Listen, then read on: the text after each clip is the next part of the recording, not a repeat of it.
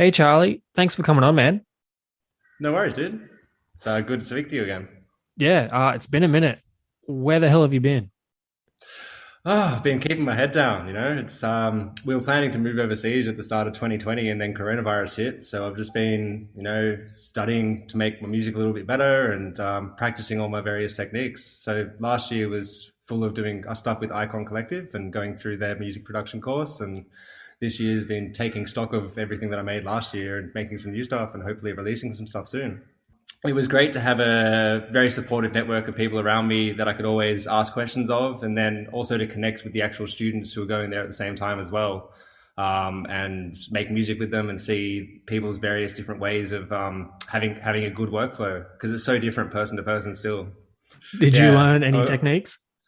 Yeah, like the one of the biggest things for me was just being organized in the way that I do things and trying to have a bit more of a vision with the music that I'm making as well. Um, and then working out, like I'm not a big social media user, so working out how that all works in this day and age because it seems so essential to being a DJ and producer in the year we live in. Unfortunately, you need to sell yourself to make Yeah, anything. Yeah, it's sad, but it's the necessary evil, the way of the world these days. exactly. Tell me a bit about how you came about your name, Primary Being, and what made you start making music and wanting to be a DJ or Yeah, producer. cool. So the primary being name came across as a placeholder for months and months and months. I was like writing down different names that I could potentially have, and had this one kind of in the back of like on the back burner a little bit, and got really sick of thinking about it and decided that I liked it. So we landed on primary being, and I haven't looked back since. It's I get some good feedback on the name. No one's told me it's absolutely terrible yet, so I'll keep it until someone does. What were some of the other ones? Um, like every time I'd think of a good name, I'd look it up and someone would have it with like 50 followers on SoundCloud or something like that. So like I really liked, um, what was it? Optimus Grime or something like that for a while. And then I saw someone already had that. And, I don't know. I'd have to dig into the archives to remember. It's been a while since I've thought about it, because I just wanted to get it out of my head and move on with actually making stuff. Yeah. What made you want to be a producer? I always really, really loved music. So from when they handed me a recorder in kindergarten and said, "Play this," try not to make it sound terrible. I got really into saxophone. So I played that from about I don't know the age of 7 all the way up until I was about 20, and haven't played it as much since. But then got into guitar at around the age of 12, 13, and really got into like punk and rock music and that kind of thing.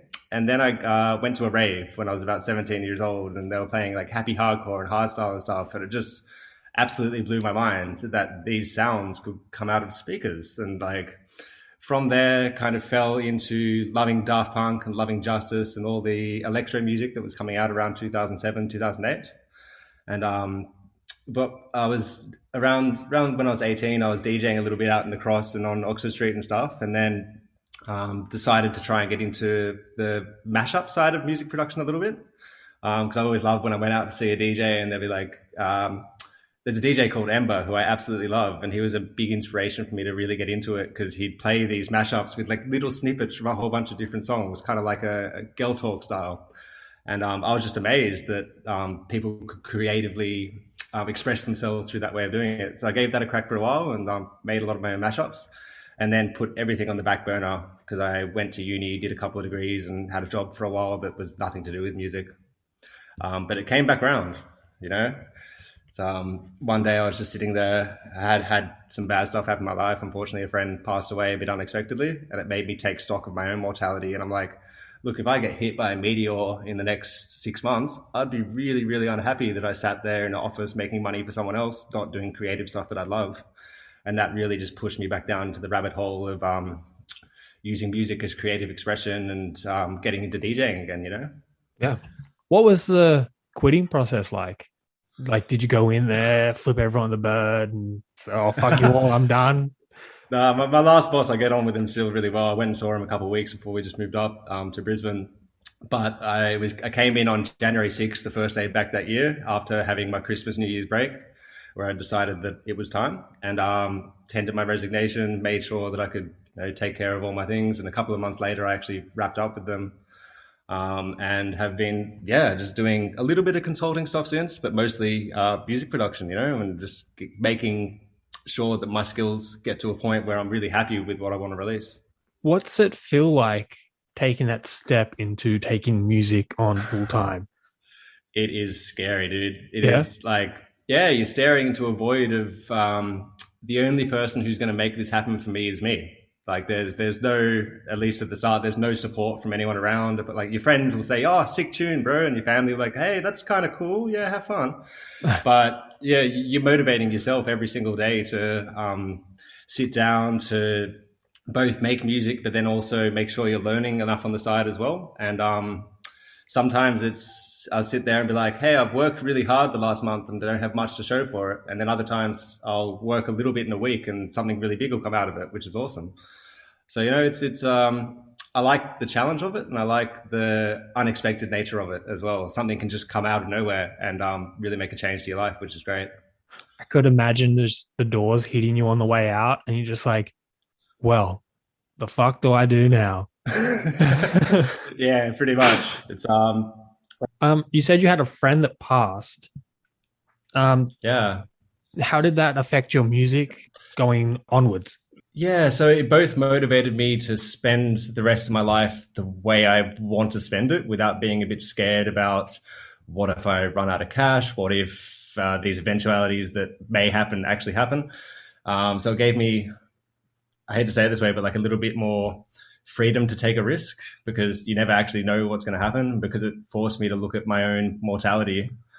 I feel like I create with a bit more reckless abandon, like not so much caring about this song has to sound like this and this is the end goal of that song. When I started at the start, I just create a bit more freely. And it also, I don't know, it really impacted me at the time. So I found that, excuse me, I found that any stress that I had in life, whether it was from work or this poor event happening or whatever it is, allows me to pour emotion into music. So right after it all happened, I was using music as a bit of a distraction to sit down and be like, "Hey, I really don't want to think about this. It's super crap." And I'm going to sit down and write music till 3 a.m. every day, because that means I'm thinking about what the music is. And I found that the raw emotion was coming out a lot more in the music, but unfortunately at the time I was still making not great music. But I keep going back and taking the melodies that I wrote at the time and reworking them into songs at the moment, and had a bit of success with that just because of the raw nature of it, I guess. Yeah, so I was finding that whenever something's stressful or there's a bit of uncertainty in my life, I seem to write slightly better music. It's a weird thing like that. Well, taking music on full time, you should have banging music. Yeah. Right? Yeah, it's infinitely gotten better in the last year, in the last 6 months, even the last 2 months. It's which I'm really happy with. I'd be very disappointed if I spent the last year trying to get my sound to where I want it and it hadn't got anywhere yet. So I look back at stuff I made a year ago, 2 years ago, when I was first properly getting into music production, and yeah, it's crap. But I think that's going to be the case with everyone, right? There's a very few select people like the Porter Robinsons of the world who might just make a banger when they're 17, like straight up. But I think for a lot of people, it's a journey to get there, to be quite happy and satisfied with what you're making. So I'm, forever thankful that it's actually headed in the right direction and working out well now. Yeah. When you said it's like your last stuff's crap, I can completely relate. I jumped into music production and the shit I was making, I was like, nah, this isn't for me. I can't do it. So I have much respect for producers who can just put stuff together and it works so well. Yeah, absolutely. I mean? I think you just at some stage have to push past that as well, and just know that if you put in the time and you've got the desire for it, it is going to get there for you. Which is something I'd love to go back and tell my younger self a little bit more. Just stick with things, and then you'll get what you want out of it, at least creatively. Yeah. You have a new track, you told me, coming out on the 25th of June. Yeah, so this was one of my tracks through Icon, towards the end of it, that has like a bit of a trancey dubstep vibe. It's a bit different from the stuff I normally do with like the mid-tempo, disco-y kind of vibe. but I like it. And I was tossing up which track to release first, and I really think that this one showcases the kind of music that I've come from. The festival scene music that was happening in the States from 2015, 16, 17. It's latched onto that sound a little bit and my interpretation of it, I guess. So I was really happy with how that came out. And then the inspiration behind it was have you seen those Boston Dynamics robots that are like dogs that Yeah. yeah, they're really creepy, right? They're getting pretty good. And so the inspiration behind the track, I guess, was also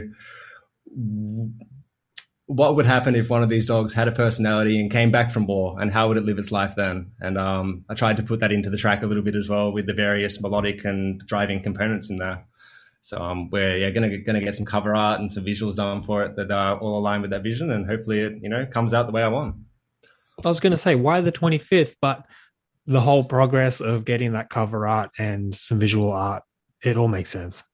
Yeah, give myself a little bit of leeway, a bit of time to promote the track and try and get some playlisting on there as well. And then also try and get some shows in and around that date so I can have like a bit of a showcase of that and all the other tunes I've got sitting on that are complete and stacked and just ready for release, more or less. Just need everything that's not the music to go with it, You sent me a list. There's over 20, easy over 20 tracks, just like almost finished. Like, that's insane.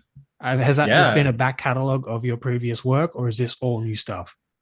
So a lot of the maybe 3/4 of those tracks came from last year. And then earlier this year, when I finished up Icon, I sat down and took stock of everything that I've made and decided which ones are going to be worthwhile working on, spent a couple of hours on that track, and then moved on to the next one and just cataloged the couple of hundred projects I had going on, and then archived about half of them. So those 20 tracks in that list are probably the closest to finished or already finished at the moment. And just working out the actual release schedules for them, what labels will be good homes for each one, and whether there's the possibility of a couple of them going together in an EP or a collaboration EP with people, because there's a couple of people I'm working with where we've got a couple of tracks together as well. So it'll be interesting for me to work out the best way to present those tracks to the world when it's not just my music as well. So I'm like really interested to work with someone and try and get our visions both aligning on some of these tracks, Can you name any names? Pardon? Well, one of my favorites is a friend from LA, Luke, who goes by the name L. And every time we make music together, like I've been over to the States and we've made some there, it just gets better and better. So there's 2 tracks sitting there at the moment that I really love. And then I've got 2 tracks with a friend from Icon as well, called True Blue, which are like French housey complextro tracks that, I actually had a Zoom session with him earlier this morning, and I hadn't heard the track in maybe about a month, and I love it. Like, it's a real feel good track. So they're 2 of the ones I'm most excited about. And then there are a couple of others in the works as well, where we're just going back and forth still. So until we get the track finalized, I'll have to keep a bit mute on it. Ah, damn. Who is your all-time collaboration? I'm a massive Blank fan. Like, I went over to the States to see him do his Red Rocks performance with 1788L. I really think he's pushing the Australian music scene in a great direction at the moment. And he's just all-around top dude. Also, someone like Wolfgang Gartner or the Justice guys would be just amazing. I'd nearly die on the spot, Have you sent anyone anything? Of those guys, a bit of back and forth with Blank a while ago, but I want to make sure my music is the best I can be making before I take that kind of dive, True. And who's your what labels are you shooting for? I would really like to release on Dim Mak at some point, Bygore at some point, Hot Callers label, Worstville Records. Like, I think they're doing really good things for the Sydney scene at the moment. Yep. As well as Downright Records as well. I think they release some pretty damn good Australian music. Absolutely. And then Mousetrap at some point as well, if I do the houseier side of things. I've always loved everything they do. Yeah, no, the Mousetrap label, that's Dead Mouse trappy label, isn't it? Yeah. Yeah, that's some of the music that comes out of there is insane. Did you hear their Rez and Dead Mouse collab? Yes. Like, the fuck is I feel that? so good for her.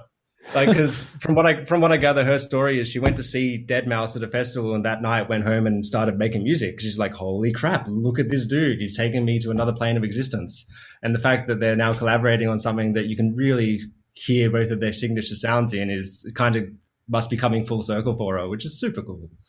I never in my life would have thought Dead Mouse would have got on a mid tempo ish style track, but Yeah, it turned out really nice. I'm very impressed with it. yeah, it's one of the ones I've had on repeat recently for sure. You talked about playlist in your new track. Does it have a name? Yeah, War Dog. War Dog. Oh Kind of yeah, coming back to the theme from before. yeah. Yeah, so Do you yeah, feel just like this morning at that release date. So I've given myself the 8 weeks. do you feel like you have a leg up because you write for Let the Bass Get You? Do you feel like you'll be biased as hell? A little bit, maybe. Yeah, I've really enjoyed my time so far writing with these guys. For me, it's interesting to see the way different DJs present their music to blogs to be written up about. And also, I quite like hearing these tracks before they come out and being able to give my opinion on them and stuff like that. It's been a great experience. So hopefully, who knows? We'll see how it plays out. do you have to submit yourself? Ooh, probably. Ah, And so it's well in the fact that I always prefer someone else writing about me rather than me tooting my own trumpet, you know? true. So I'll probably get it written by someone else within the team there. But yeah, hopefully that all plays out pretty well.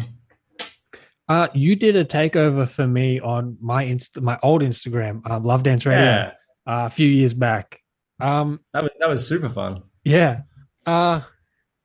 How was that? Being approached, like just in general, because I hit you up and you said yeah, but like, what were you really thinking? I was thinking this would be an awesome way to force myself to use social media a little bit more. It's something that's quite outside of my comfort zone. So when an opportunity like that comes along, I want to take it on because if I'm not doing stuff that's outside of my comfort zone, I'm not really doing the stuff that will push me forward. So I found that quite interesting in the fact that it was a way to present myself to the world through a brand that I already liked as well, and hopefully get a couple more people listening to the music that I make and knowing who I am as a person. Awesome. No, I like that. That's Yeah, left me thanks again for that speechless. opportunity. That was Yeah. awesome. You're welcome. Just sad that it had to go. It's still here, Yeah, but it's just taking a backseat for a moment. yeah. No, it's been great listening to all the couch sessions recently. I think you're doing a great thing with them. Yeah, no, I love talking to people. I feel like I connect more with the community more than I did with Love Dance Radio, which is great. I bond with everyone who jumps on here. We all have a great time. I hope Absolutely. so. Anyway, Yeah, indeed. and I hope everyone listening also has a great time.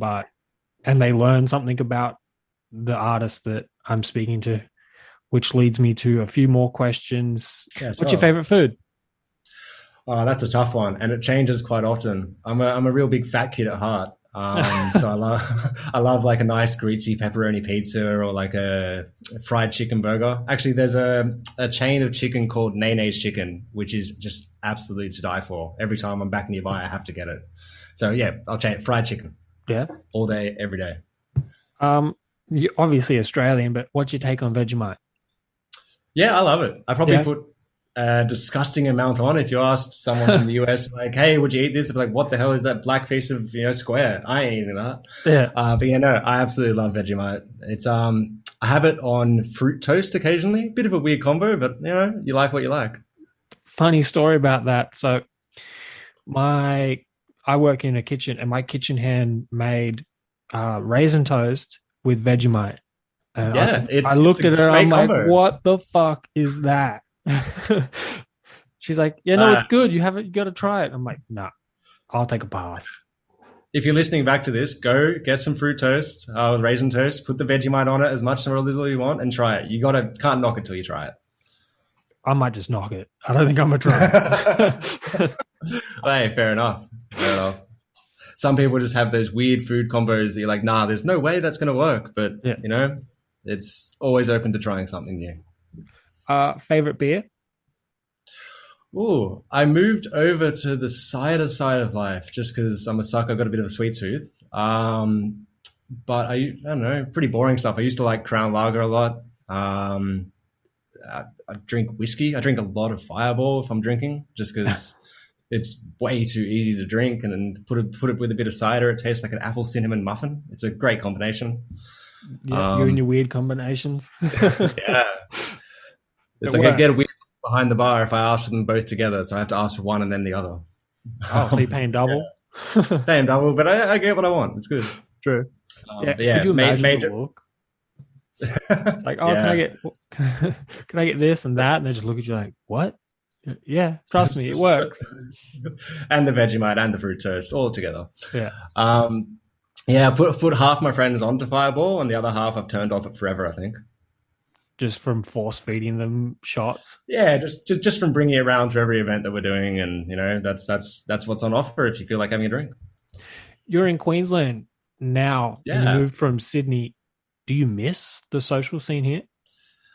seeing the shows that are now coming up post COVID, yeah, I do quite a bit. I miss my friends in the scene as well. Like it was always really nice to go out to the wall on a Wednesday night and be surrounded by people who are just passionate about music.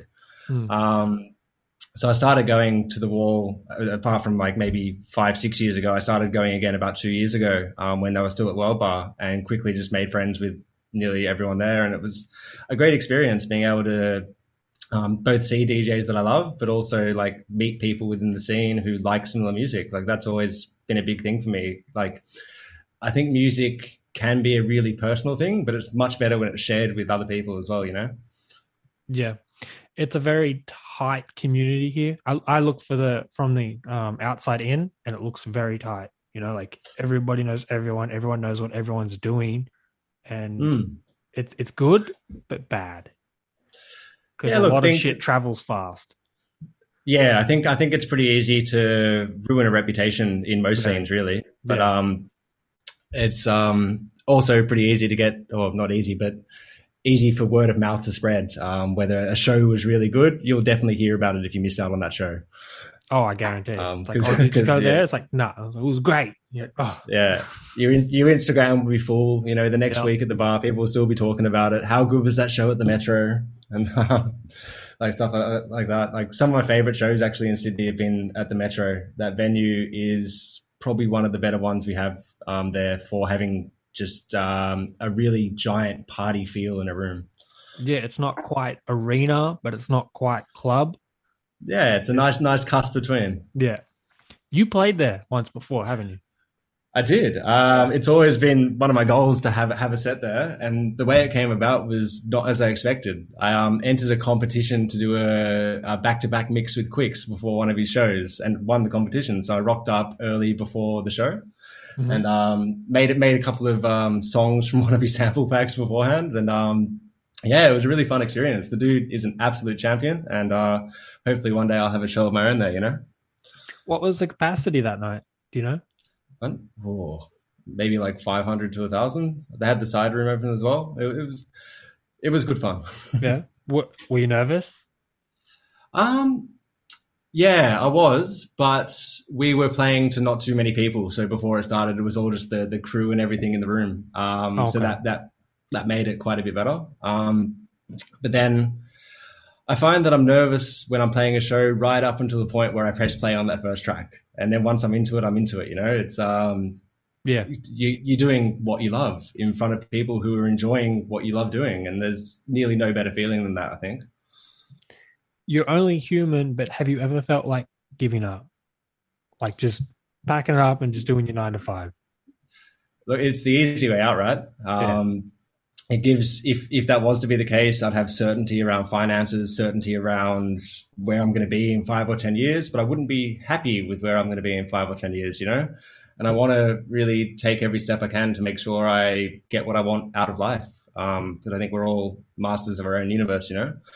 And so the thought's there. Like sometimes I'll listen back to something I made last month and be like, oh Jesus, what was I doing with that mix down, or what was I thinking with the arrangement in that? But I think more than ever, it spurs me to change the way I do things a little bit, or go back and learn a better technique for something, rather than resigning to be like, oh, I'm crap, I should just give up. But the self doubt is very human, and it's, I think, there for everyone.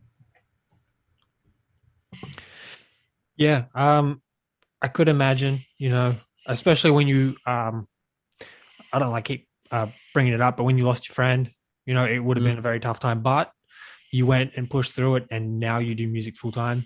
And to say Yeah, you're doing it full time is, to me, insane. Like I don't think I would ever go, yeah, I'm just going to go and do podcasting full time. Like not yeah. not at this point anyway, but It's a big it's leap off the deep end, and yeah, especially when I don't have management or a label support or anything behind me. I've just got to rely on my own hustle, I guess, more than anything yet. else to get things out there. You don't have any of that yet. Yes, Yeah. indeed. If Easy you're to listening and you find. like me, give me a call. Yeah. Easy to find management, hard to find good management. Yeah, I think that's the case. And Yeah. then for me, a lot of the learning at Icon as well was to work out how to interact with the industry in a good way. And I think aside from the technical music production side of it, that was a great takeaway for myself as well. Just learning, hearing stories about times where someone might have had a manager that didn't work out for them, or um, maybe they outgrew their manager at the time, or that manager took on too many other acts and kind of sidelined them to the side. So it's been good to, I guess, crowdsource other people's experience and then make my own informed decisions off the back of that. How long is the Icon course? The online course is Yeah. 18 months, and Okay. we got a little bit lucky, but well, not lucky because COVID happened. But because of COVID happened, they moved all of the classes to online for quite a while. So the amount of content we were able to access was just astronomically good. There's about maybe 45 hours of stuff you can log into every week, and you get you're doing 4 subjects every term, and there's four terms a year or quarters a year, and yeah, just a lot of support as well. It's really been really good for making connections and having people give you brutally honest feedback on your music, which is so much better than your friend just being like, "Yeah, cool, sick track, buddy. I like Yeah. the kick. It's cool."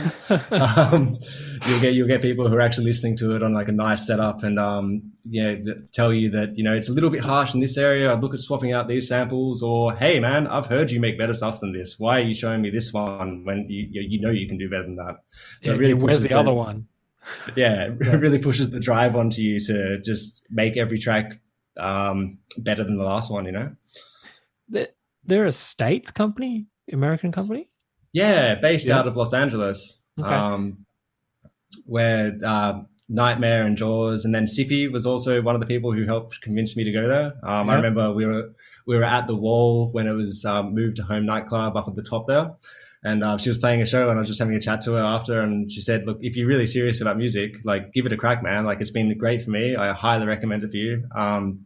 And just talking to a lot of people who went through the process as well before I did really helped me um, make the decision to do that. And I think it helped cut through the noise a little bit of all the various YouTube tutorials that are out there, which is how to make this sound like this DJ or whatnot. It gave me a quicker route to getting what I wanted out of my time. And so I feel like before doing that, I was taking a while to make every song, and then I work on a song for a month and then another song for a month, and it just wasn't an effective use of my time. Whereas now I can write a song pretty quickly and write maybe 3 or 4 songs in a week, which is above and beyond what I thought I'd be able to do.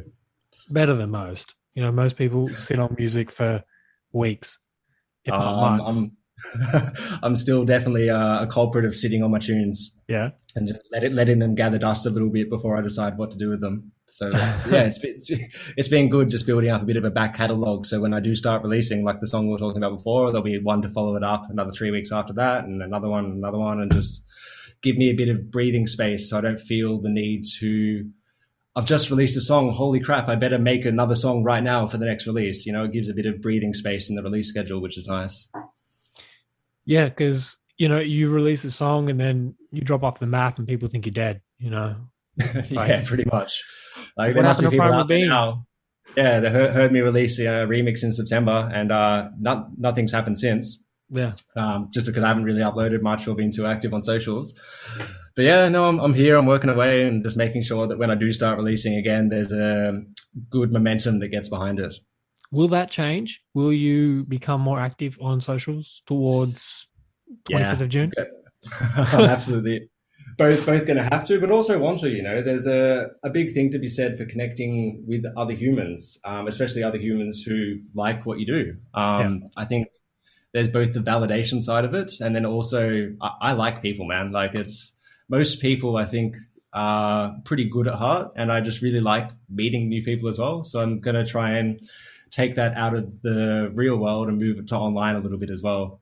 Um, and just yeah, get better at presenting myself as I am on there rather than overthinking it, like I'm sure so many do. Yeah. You're a very approachable person. You know, when I first Thank reached you. out to you for the LDR takeover, we've never spoke before. You know, it was the first thing. You did do base week, but it's kind of where that started and ended. But not knowing you and, you know, hooking up with you to do this couch sessions, I feel like I know you, but we've never Hey, met that's before. nice, You know what I mean?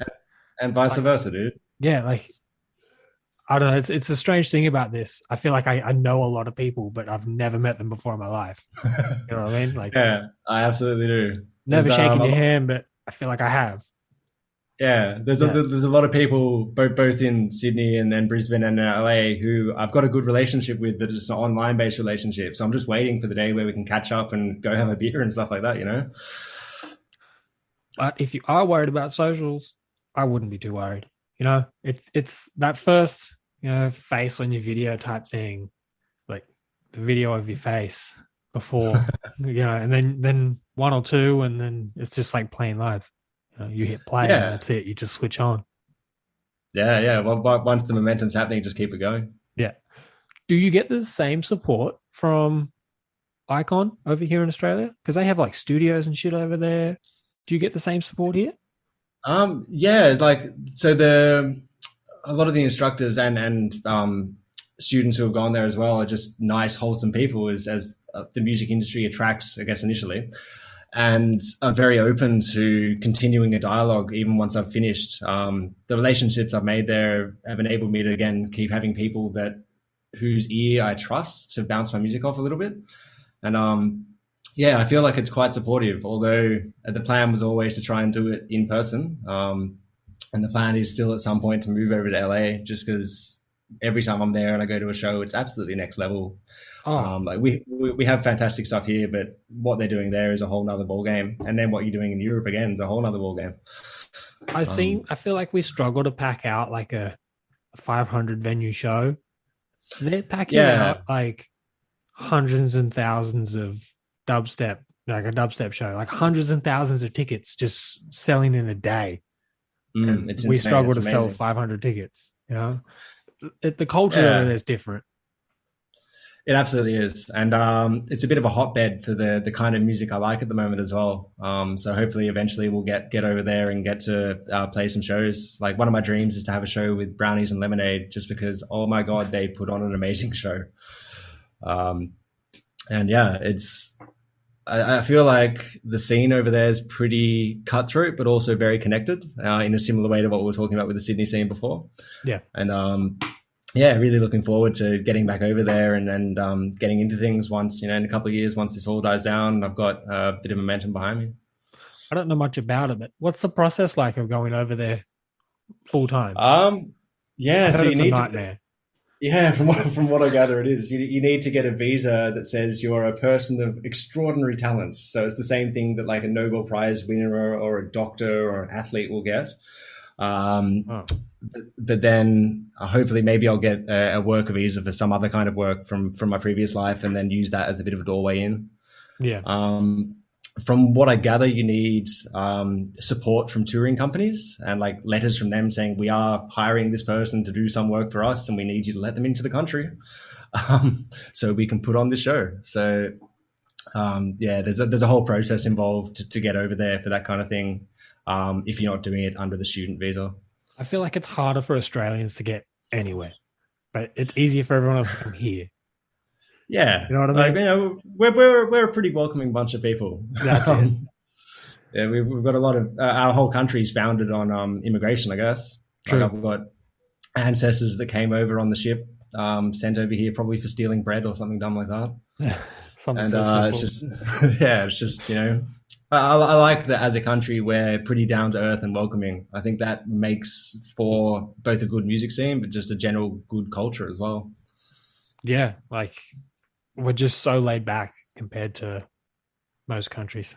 Like the Yeah, states are what? going absolutely crazy at the moment, and we're just like, yep, we're just Yeah, I've doing just been us. sitting here eating my popcorn, watching on with a bit of shock and horror as they've been going through their cultural clashes. I guess I'll say Yeah, over the last couple of years, it's been insane to watch from this side. I'm kind of glad I didn't get over there at the start of 2020. I feel much safer being where I am in Australia at the moment. I feel like But we I handled the whole outbreak a little bit different. yeah, being Yeah, being an island definitely helps.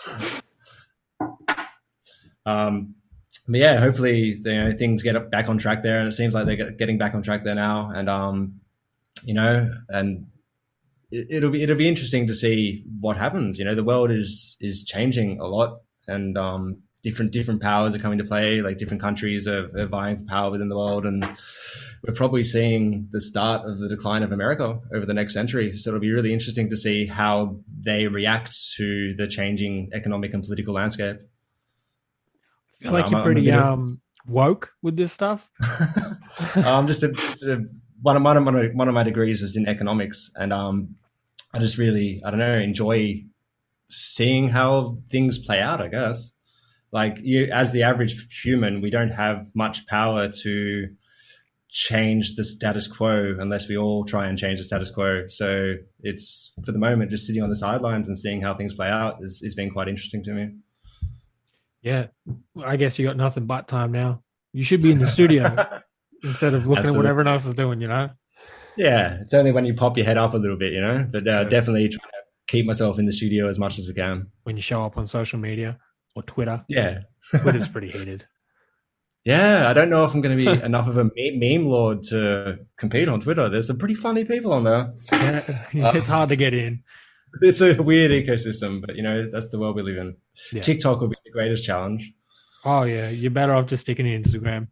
Think Everything so. comes and goes. TikTok's the Vine. Vine was around for how long? Yeah, TikTok Yeah, will fade.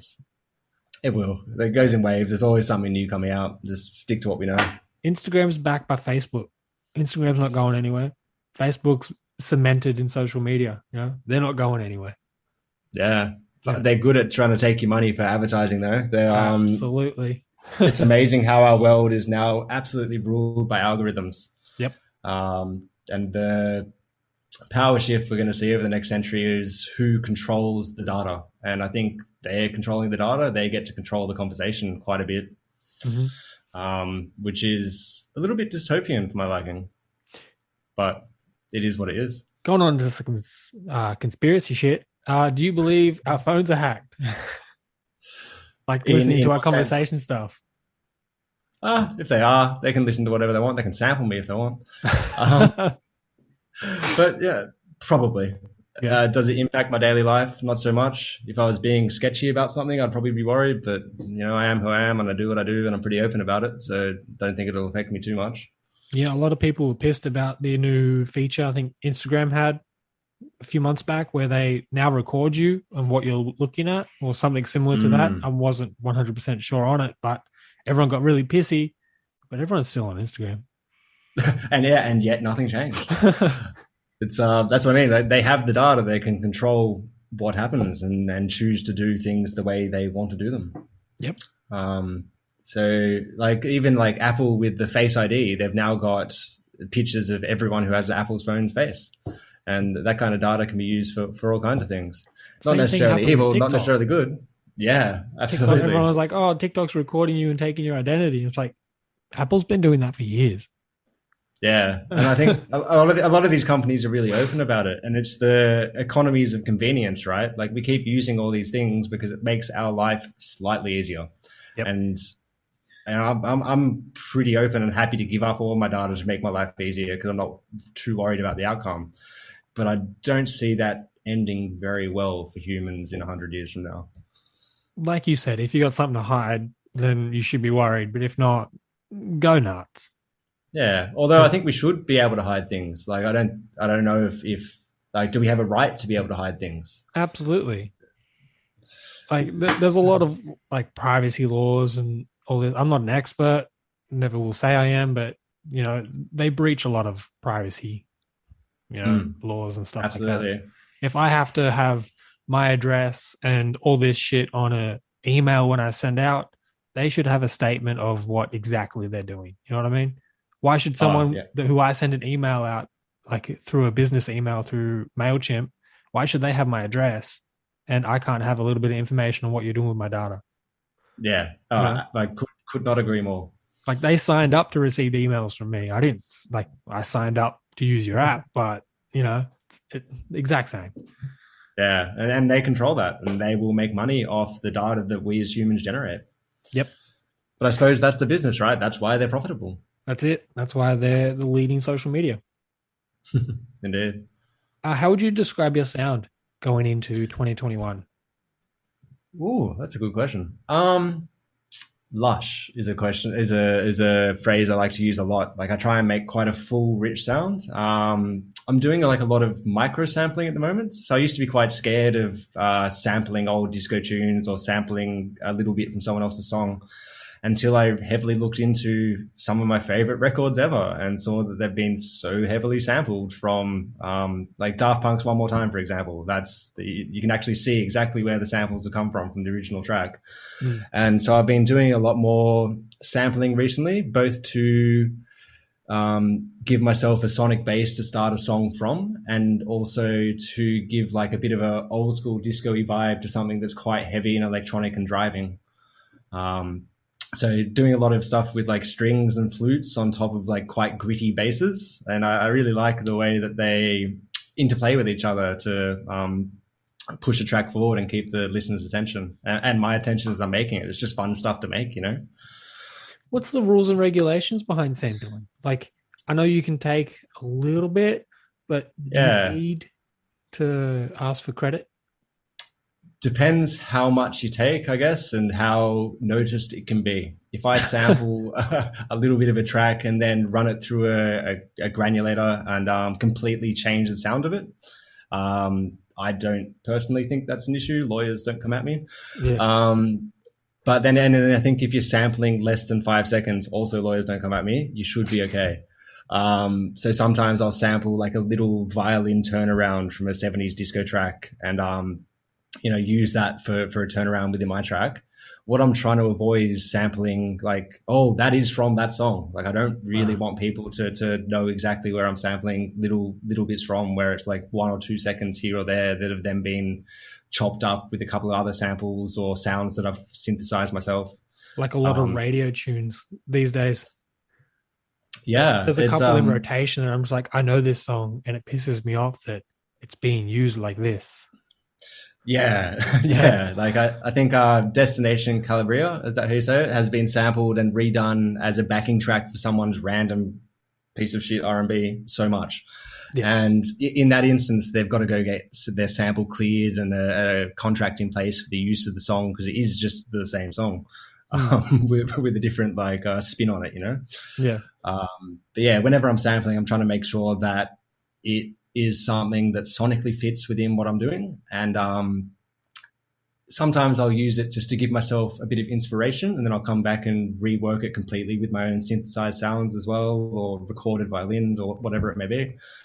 Yeah, I'm glad my attitude towards sampling changed from, hey, I want to make everything from scratch to, hey, people have made some pretty decent music before. Let's use that at minimum as like a bit of an inspiration.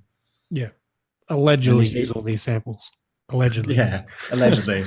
Well, you see people like, yeah, if you can hear them.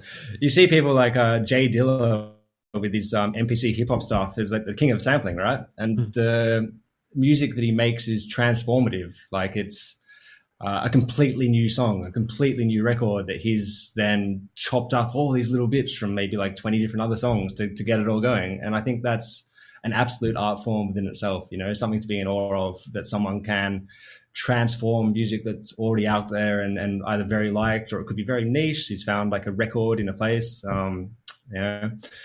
one of the things that I realized recently was that a lot of sampling, and how do I put this better? When people are sampling from vinyl records and doing, you know, a bit of crate digging and stuff, they're reinterpreting the culture of a certain region. So if I was to go to Detroit and go crate digging there, or go to Sydney and go crate digging around some of the record stores there, I think you get a very different flavor based on the history of the place that you're finding these songs. And I like that. You know, that's awesome when you can hear a flavor come through, but you don't know exactly what the sample is or where it's from, but you know they've probably crate dug around or done a heaps big YouTube dive into a certain style of music. How do you feel I think about that's really cool. YouTube ripping? Like taking, say, like a vocal or like a video and just chopping it up. Yeah, I feel okay with it. It's kind of it's sampling, but like Yeah, look, I want when I'm trying to sample something, I want to get it in the highest quality possible that I can. yeah. So okay, I'll try and buy the tune if I can. If I can't find that tune anywhere else on the internet, like it's just there's a random upload to YouTube in crappy quality, but I still really love the tiny sample in there, I'm happy to grab it and use it initially as a placeholder. It might stick in the track, it might not. But if you're trying to find a vibe, you know. So if I find like maybe a paddy section in the song, and I want to use that and then loop a little bit and keep it as like the background atmosphere in something that I'm using and creating a whole new melody under it and everything, I think that's great that there's so much access to this kind of music these days, as opposed to growing up, you jump on LimeWire and potentially download the wrong song. LimeWire. I haven't heard that in a while. Yeah, LimeWire and Kazaa. It's a Yeah. whole new world we live in these days. Oh yeah. What DAW do you use? I'm Ableton nearly through and through. I've tried Yeah. a couple others. I don't mind them because it's all means to an end, right? They all kind of do the same thing, just slightly different stock plugins. That's it. But I don't know. I like Ableton a lot. I've got a vision of doing a lot more live performances coming up in my future, and I think having the inside out knowledge of Ableton to start with will really help push that forward. Because there's been a couple of shows and house parties and stuff like that I've done where I've got my sample pad, I've got my little MIDI guitar, and it just gives me the ability to not just DJ, but also create on the fly as I'm playing. And I think that's really cool. I'm always amazed when I see artists who are doing that kind of thing. Yeah, you go from being a DJ to being a performer. You know, Yeah. not saying that DJs aren't performers, but you know, you're doing a lot more than just clicking a button. I didn't want to say it, but I feel like it's the potential extra spice on top. Like I love laying Yeah. down a DJ set. It is so much fun. But if I can get to a point where I'm also like looping a little bit on like a little live looper I have, or like playing in the bass line or the lead with an instrument that I have, I just, whenever I've seen an artist like Keys and Crates or Porter Robinson do that kind of thing, I'm just sitting there with my jaw nearly to the floor being like, oh my God, that's amazing how tight you guys are doing this. Like it's all in sync. You've done it so well. And even if it's like occasionally in a bit of an illusion, like as a puncher, I'm trying to work out how they do some things. And I think I don't know, it's really cool to see live electronic music. Like, that's the world we live in these days, and I just hope to see more and more of that from artists that I love as well. yeah, because you see the change when it comes from singers. You know, they used to just bring a DJ around with them, but now they're bringing like whole bands and orchestras and all sorts of things. Do you think it'll Yeah. change for? I think the visuals get better for DJs. Oh, dude, the visuals have, like, even in the last 5 years or so, as this software and techniques become more accessible for the average person, the visuals are just becoming insane. And with things like the NFTs, the non-fungible tokens, coming out, where people are putting their music to a 1 or 2 minute piece of visuals and then selling that as a piece of art on the blockchain, we're just going to see more and more people getting into it, which should hopefully push forward visuals to really blow the mind. Like there's artists like, I don't know, Rez does one of my favorite visuals just because she has an aesthetic that's very much on point and cohesive between her music and her visuals, and they're doing like 3D projections on her body and stuff like that. And like, that's cool. That's just cool. There's no two other ways to look about it. And then I think we're going to see more stuff like the Eric Prydz hologram. Like I'd love to see more holographic interface with live shows. And then there's a center in Las Vegas as well that's being built that is, don't quote me exactly on this, but it's pretty much like LED screens around a big globe that they're putting in like a conference center kind of thing. So the visuals won't just be behind the DJ, but it will be the entire structure that you're in. So you'll be in a whole new world. Jeez. So I think stuff like that is really going to push forward the potential for immersive experiences. Yeah. And then I'd also like to see more of the stuff like the Secret Sky that Porter's just done, where it's a bit more of a virtual experience, but very immersive, you know. And I think he's done it really well, and I'm hoping that that happens more and more, even as we move out of COVID and get back into real life shows. It's just a different medium, and I personally quite enjoy seeing someone creatively express themselves like that, because they get to choose everything that you see. I So feel whether like that be, it'll push the boundaries of music. yeah, You know, it'll absolutely, make people think more about what they're creating. Because if you're talking that 360 Las Vegas thing, you know, you could take everyone on a musical journey, you know, yeah, through like the sunsets, and you can do that with your music, and then the visuals, it's all there. But really, you're just in a big yeah, ass building, you know? But yeah. like, Like I think music helps people forget about the shit that they've got going on in their lives, or distract themselves. At least for me, it does, and I've seen it with other people. And the ability to just make that even more immersive, take you even further away from the crap week at work you've just had, and connect you with the people who have come to share this common vision of, I'd love to see this DJ and just forget about my issues and my life, you know. We're on the precipice of seeing some pretty crazy shows, I think, over the next maybe 5 or 10 years. And it's just going to get, you know, the future's just going to keep marching on. yeah. Touching on what you said, if you have time, what the hell is an Absolutely. NFT? I seen it last Ah, week. Made by Suki, just sold an NFT. I never knew what it was. I clicked his yeah. profile, didn't make any sense to me, so I clicked off. I'm still wrapping my head around it a little bit as well, you know, not being a visual artist myself, but from what I can gather, it's digital art and then the ownership of digital art. So I might have a physical art piece on my wall that, even if it's a TV, it's like a moving piece of art that someone's made or something. Mm. But the NFTs have, when you upload one, it gets bound to the blockchain, and then so someone can buy that piece of digital art, and even though other copies of it can exist, they have the original one, and there's some prowess for them collectors side of things, to having, say, you know, some of these first made by Suki ones would be awesome to own, because you're jumping onto an artist who's just on the up and up, and if you're a collector, like I don't get art collection personally, it's a whole different world. Yep. But if you're a collector, that's a cool thing to collect. And what I'm seeing some artists do is, like Flume, for example, he's doing a couple of NFTs where you buy the NFT and you get tickets to all his shows included with that. And then if you sell that piece of art onto someone else, they get the benefits that come with it. Or someone like Black Tiger Sex Machine, who are doing it. So you buy the NFT, you get one of their helmets sent to you as well. So I think there's a market there that will help DJs and producers interact with superfans in a way that hasn't happened before. Do you feel like COVID had an effect with that? Yeah, potentially. Definitely people have been sitting at home and upping their skills and spending a lot more time online than they previously have. Like I know I definitely have. You know, what else was there really to do while we're all locked down? Yeah. But yeah, I think that's definitely had a hand in pushing it forward. Do I think that's going to be the last platform that they'll do this? Probably not. There might be, like, the same as there's Bitcoin and other types of cryptocurrency that I know sweet fuck all about. Yeah. Something You and else me may come both. along and change it. Yeah, something else may come along and change it, and there'll be a different way of doing it. But I think it's just a cool way of doing art, you know? Yeah. Could you imagine Rescoin?